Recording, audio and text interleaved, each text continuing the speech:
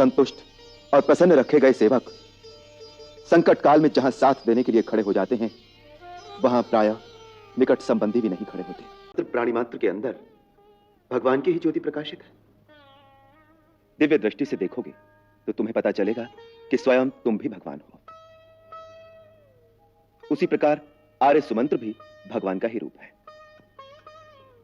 देखो, जैसे बहुत से घड़ों के अंदर यदि पानी भरकर रख दो तो उन सब के अंदर एक ही सूर्य का प्रतिबिंब प्रकाशित होता है।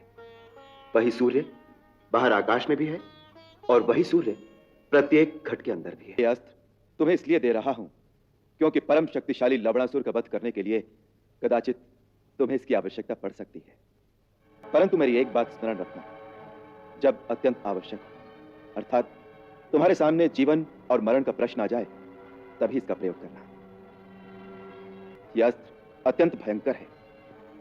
इसके प्रयोग से असंख्य प्राणियों के नष्ट होने का भय रहता है। तभी मैंने रावण का वध करने के लिए भी इसका प्रयोग नहीं किया था।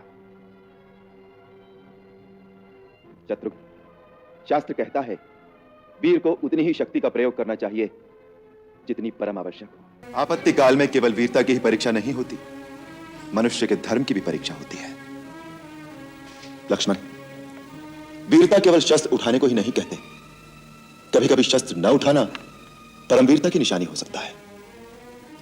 रख दो ये धनुष। सेना और सेवक को पर्याप्त धन देकर और मधुर भाषण से सदा प्रसन्न रखना चाहिए।